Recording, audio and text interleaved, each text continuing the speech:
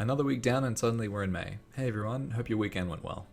I feel like I've stalled a bit with cubing. I haven't had an epic to unique or unique to legendary tier up in ages. I've been throwing endless amounts of Master Craftsman and Meister cubes at a few different items, but I'm just holding off on spending any NX on red cubes or black cubes while I save up for some cash shop scrolls. My aim at the moment is to get the mechanical hearts and arcane guns scrolled with 9th anniversary attack scrolls, which will consume a fair amount of NX in the process with all those cash shop scrolls that I mentioned that we need to use along the way. Other than that, I hit 250 on the Corsair of the weekend. This one felt special for me because of how old the character is and its value to the channel. It was something I wanted to get to 250 after I hit 250 on the Xenon 6 years ago. Can you believe that was 6 years ago? I'll be coming out with a special video for that character in the next few days, so keep an eye out for that. So the next step is setting up the Jett so it can function as my third character. I've decided that I won't be moving the Frenzy Totem over to the Jett until the anniversary event is over, because I'd like to continue training the Corsair on and off to farm some Meso, as well as use the Xenon, Corsair and Jett as coin farming characters for the current event, which has a number of items decent to grab from individual shops. I went through and did Labyrinth of Suffering for a second time, and man, that questline was frustratingly slow, just as it was the first time around. Nexon seriously need to let us skip the quest lines if you've already done them once on the account, because having to do it for a third time now with the Jett going through Arcane River, it's a real drag. So they really need to make it like the Lotus quest line, where if you've done it on one character, it's I think it's server wide or worldwide, something like that.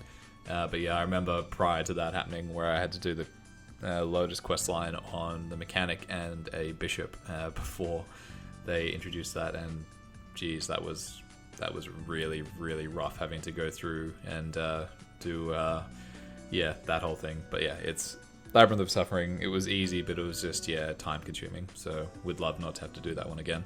But we did anyway, and I'm giving it a go training at Deep Core 1 to see what the EXP is like on the Corsair.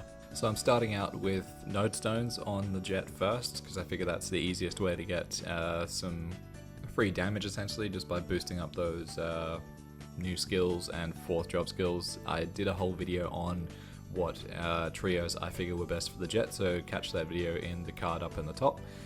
So yeah, I'll go through that, and then I'm just going through and just slowly leveling it, so I imagine it might be probably about 210 by the time I actually properly start training it in about a month's time or so.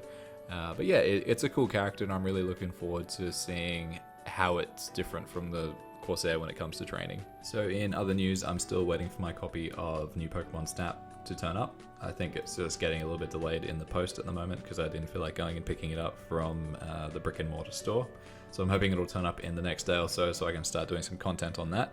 I'm planning on doing a no commentary version again, similar to what I did with the Nintendo 64 version, so keep an eye out for that one if that's what you're interested in.